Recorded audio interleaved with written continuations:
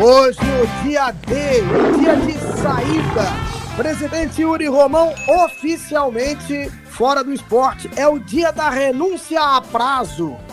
Vinícius Calado, boa tarde, Vinícius. Um abraço, Vitor. Boa tarde a você. Uma renúncia pré-datada, podemos assim dizer, né, Vitor? O presidente do esporte, já há algumas semanas, comunicou, assim, através de uma carta, né, não só ele como o vice Rafael Campos, que iria deixar o esporte, que iria encurtar o seu mandato, que tinha previsão de encerrar somente 31 de dezembro do ano que vem, mas só que ele disse que iria sair, no entanto, não naquele momento, não imediatamente, e sim no dia de hoje, dia 12 de dezembro, e mais cedo ele enviou ao Conselho Deliberativo uma carta comunicando oficialmente a saída do cargo, ou seja, o esporte até a próxima segunda-feira tem como presidente Ademar Rigueira, presidente do Conselho Deliberativo, que estará à frente esses dias enquanto não tem um novo presidente até a posse acontecer, Vitor. Bom, Vinícius, e neste momento acontece um almoço de adesão da chapa Esporte Unido para Vencer, é a chapa do Branquinho, né? Exatamente, Vitor, do Severino Otávio, que tem como candidato à presidência o Severino Otávio Branquinho, como vice o Zé Moura, acontecendo, assim como aconteceu o almoço de adesão na última quarta-feira do Leões pela Mudança e ontem o jantar de adesão do Esporte Eterno, acontecendo esse almoço hoje da Esporte Unido para Vencer do Branquinho, no restaurante, né, na churrascaria que tem na Ilha do Retiro, bem movimentado, e a gente está presente, já a gente vai ter esse contato com o pessoal da chapa que está fazendo esse almoço de adesão no dia de hoje, Vitor. Bom, algum personagem conhecido que você já pôde visualizar por aí, Vinícius? Não, Vitor, até aqui eu não entrei ainda no estabelecimento, mas daqui a pouco a gente vai ter esse contato. No dia do Matheus a gente trouxe os nomes, né? Marcos Vinícius, diretor que foi do Milton Bivar em 2019. Ontem, no Paulo Bivar, teve a presença do Chico Guerra, que também compôs a direção com o Milton Bivar. Hoje trabalha agenciando atletas, além dos nomes da chapa. E hoje no Branquinho, como ele tem essa maior aproximação, podemos assim dizer, com a velha guarda, né, do esporte, tem essa expectativa de alguns nomes, marquem presença, mas até aqui não tem confirmação de nenhum nome não, Vitor. O Branquinho já falou da intenção de ter o Vanderlei Luxemburgo como uma espécie de consultor, né? Isso, consultor técnico. Que o Luxemburgo tem negócios em Alagoas, aqui bem perto. Será que o Luxemburgo vai pintar por aí, Vinícius? É uma expectativa, né, Vitor? Pode ser que sim. Ele fez um vídeo, né, de apoio ao Severino Otávio, assim como ex-presidentes fizeram também essa semana vídeo de apoio, como Homero Lacerda, Jarbas Guimarães. Então, pode ser que sejam nomes a aparecer, a marcar presença hoje aqui nesse almoço de adesão. E o Luxemburgo fica essa expectativa, né, Vitor? Se caso, né, tenha a vitória do Branquinho, se esse convite vai existir, se vai chegar a um entendimento. E se hoje ele estaria, né, Vitor, presencialmente nesse evento de adesão do Branquinho. Agora, passando aqui perto da nossa reportagem, Vitor, não quer dizer que estará apoiando nem junto, né? Mas o Delmiro Gouveia, né, que já foi candidato, inclusive, acabou de passar, pode ter vindo só almoçar, nem ter envolvimento com o almoço de adesão, mas ele passou agora perto da nossa reportagem. Bom, Vinícius, vamos falar agora sobre o atleta com mais tempo de casa que vai deixar o esporte. Já está tudo acertado, encaminhado. O Rafael Thierry, depois de 7 temporadas, 265 jogos, 4 títulos pernambucanos, 2 acessos para a Série A, está encerrando a sua passagem no esporte. A informação a gente recebeu, confirmou com o Alfredo Bertini, que está à frente desse núcleo, né, desse comitê de transição. E também fomos até o destino que foi nos passado, que é a Chapecoense. Lá em Chapecó também informação confirmada. A expectativa é que Thierry, na próxima semana, Vitor, realize todo o protocolo de contratação, exames médicos, testes físicos, para assinar contrato com a Chapecoense, que é comandada por Gilmar Dalpozo, que já foi técnico do Thierry aqui mesmo no esporte em 2022. Olha, gente, hoje é a comunicação oficial da renúncia do presidente do esporte, Yuri Romão. Yuri encerra hoje. Próxima segunda-feira nós teremos a eleição no esporte. E, infelizmente, o Yuri encerra o seu ciclo no esporte deixando aquela marca de nunca mais estará de volta ao clube. Porque essa forma negativa que acaba a fase de presidência do Yuri deixa uma marca extremamente negativa. O Yuri sai estilo Arnaldo Barros, estilo Glauber Vasconcelos no Náutico e outros que também saíram de uma forma muito negativa das presidências dos seus respectivos clubes. E isso poderia ter sido muito diferente. A marca do Yuri Romão poderia ter sido uma marca muito positiva, uma marca histórica na passagem da presidência do Sport. Ele tinha tudo para isso. Porque o Yuri tinha a capacidade financeira, ele tem a capacidade financeira exatamente na sua vida profissional particular. Ele sabe lidar com números. Yuri sabe lidar com a parte administrativa. Ele é um cara que estava inserido no mercado financeiro a vida inteira. Ele era o representante do Banco BMG, que naquela época era o principal patrocinador do esporte, dentro do esporte. Ele estava lá diariamente, mas representando o patrocinador maior do clube. Um banco, gente. Um banco. Ou seja, requer um conhecimento financeiro, um reconhecimento de domínio de números gigante. E o Yuri sempre teve isso.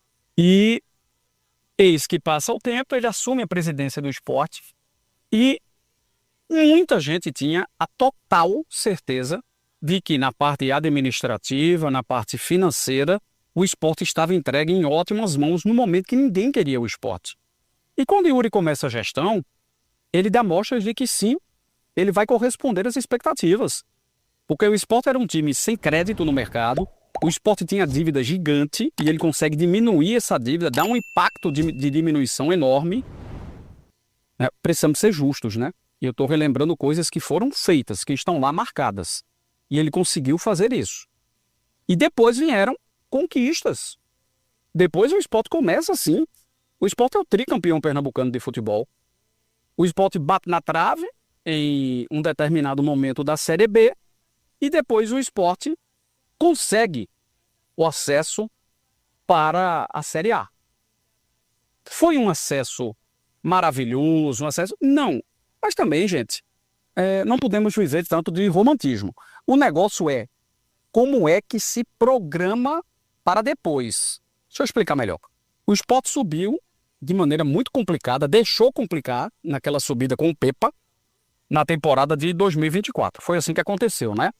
Estava muito claro que Pepa não era o cara para seguir no Sport em 2025. Ou pelo menos se seguiu depois do Campeonato Pernambucano, aí se tinha alguma dúvida, a dúvida ali acabou. Não era o treinador do Sport para a Série A. O problema é que não houve ação. Não houve a tomada de decisão, a atitude de mexer no comando técnico do Sport no momento que deveria ter sido alterado. Ou ao final do ano. Tá aí a prova agora, cara. Teve time que subiu da Série B para a Série A e não tá mais com o mesmo treinador. Né? O Guto Ferreira não vai seguir. Não vai continuar. E ele subiu de divisão com o Remo. Né? O Mozart não segue no comando técnico, conseguindo acesso também com o Coritiba. Então, não pode viver da gratidão. Isso acabou já há muito tempo. O que vale é a análise profissional. Esse profissional, esse técnico, esse jogador, esse auxiliar técnico, esse membro de fisiologia, esse cara tem nível para estar em tal série? Se não tem, participou de uma campanha numa divisão abaixo, muito obrigado. Temos que arcar com todas as obrigações do clube para com o profissional. E esse é o melhor gesto de gratidão. Essa é a melhor forma de agradecer a um profissional. Bom, mesmo da maneira como aconteceu o acesso, aos trancos e barrancos, indo para a última rodada, dependendo de outros resultados, conseguiu subir. Ali era para acabar a era Yuri Romão. E ele estaria muito bem na fita. Muito bem na fita. Ele teria marcado o nome dele. Mas ele partiu para um terceiro mandato. Porque é sim um terceiro mandato. Tá? Legalmente, tem as brechas e tal. E foi aí que ele se baseou e conseguiu partir para uma terceira passagem como presidente do Sport. O apego ao poder acabou fazendo com que o Yuri tropeçasse como presidente rubro-negro. Ali ele tinha encerrado, teria ficado à frente do Sport por 3 anos e 10 meses, qual era o normal? 4 anos. Gente, uma diferença de 2 meses. Então ele teria cumprido o mandato dele e teria saído por cima. A torcida do Sport poderia pedir, em anos futuros recentes, a volta do Yuri. Fosse para ser um CEO, fosse para ser presidente de novo, fosse para ocupar... Não no futebol, né? Porque no futebol ficou sempre muito claro que ele não é do futebol e não tem problema nenhum. Eu quero dizer a vocês que ele não é do futebol e não tem problema nenhum. Tem muita gente que agora, obviamente, atravessando essa fase de muita mágoa, de muitas feridas abertas que o Sport deixou na temporada 2025, esse cara não entende nada de futebol, o presidente que não sabe bulhufa de futebol. Gente, não entender bulhufa é dose. Mas entender pouquinho, ele não precisa ser um expert, não. Eu continuo batendo nessa tecla.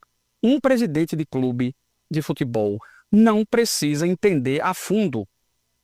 O Brasil todo aplaude Leila Pereira, ou não? O Brasil inteiro aplaude a gestora Leila Pereira.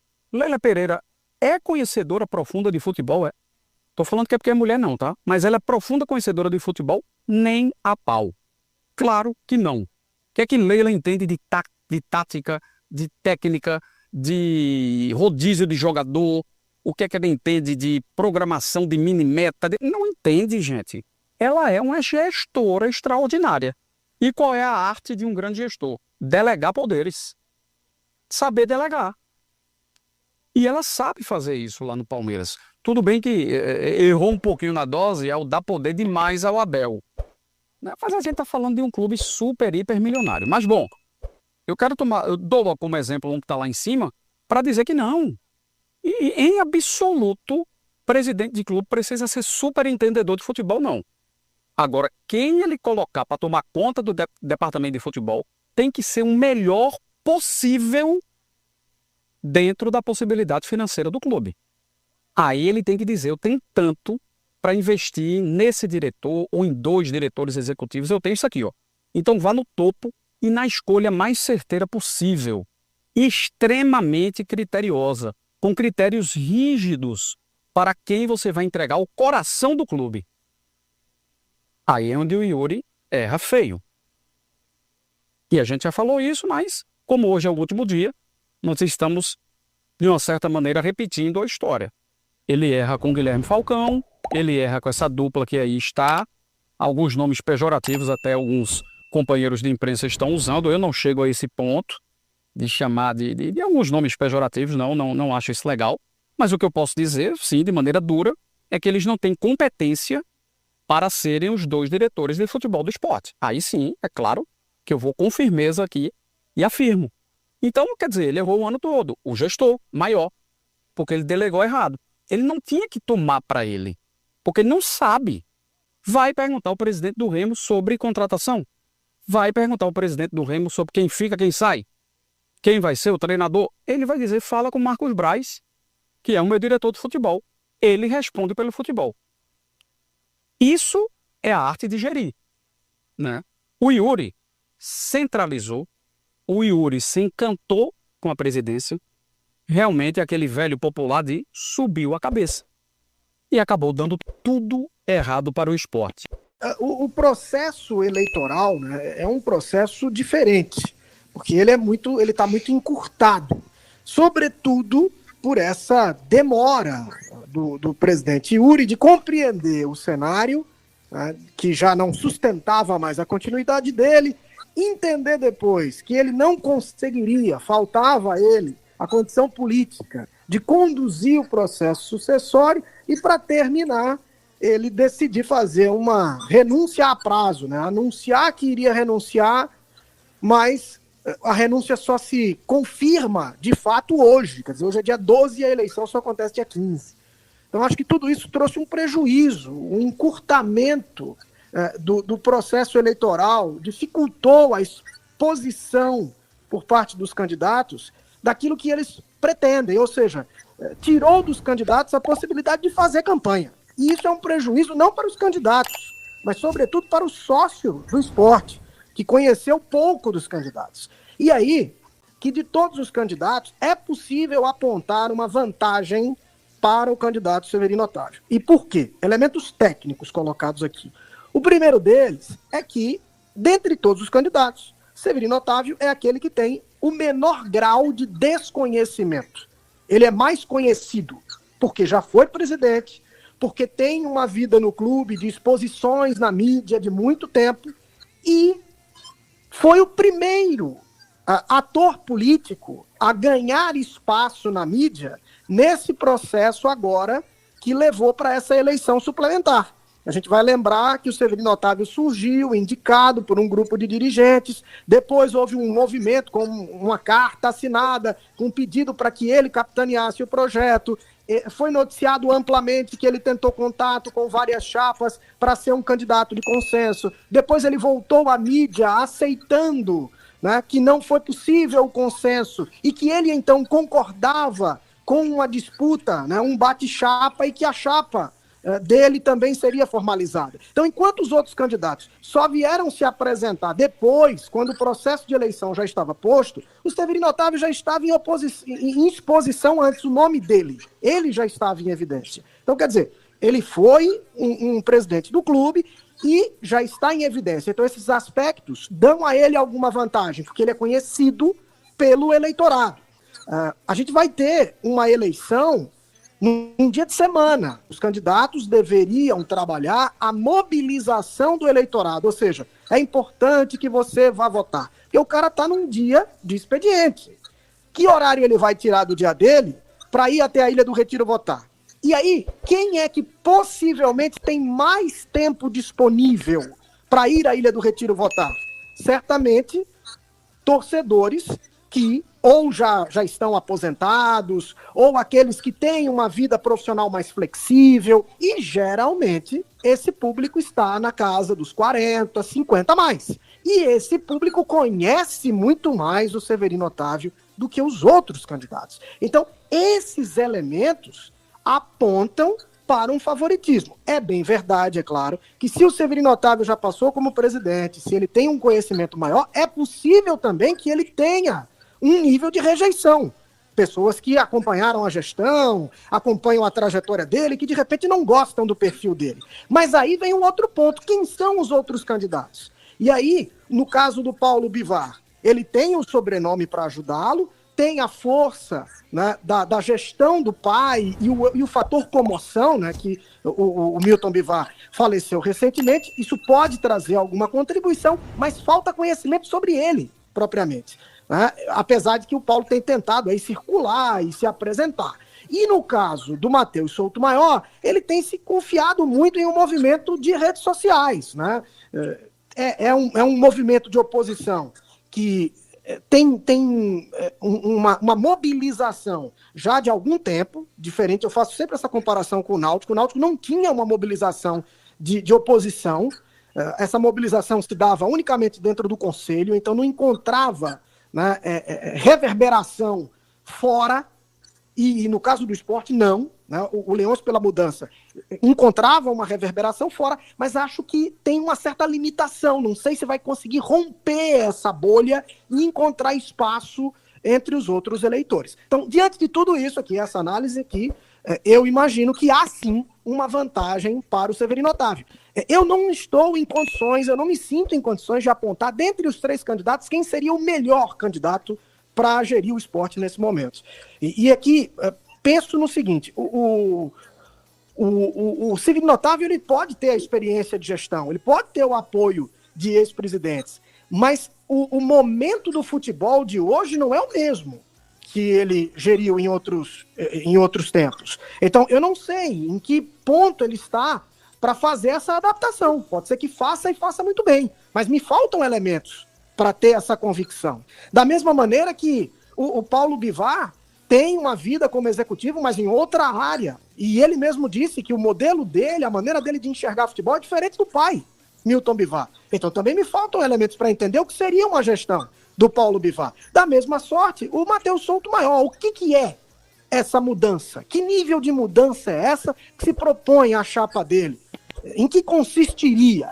E que condições ele teria para pôr isso em prática? E para transformar o esporte em um curto espaço de tempo em uma equipe competitiva depois de um cenário arrasador como esse agora, né, que o esporte viveu na Série A. Então me faltam elementos para apontar qual seria o melhor candidato para o futuro do esporte. Isso realmente o sócio do esporte é quem tem a melhor condição de apontar na segunda-feira.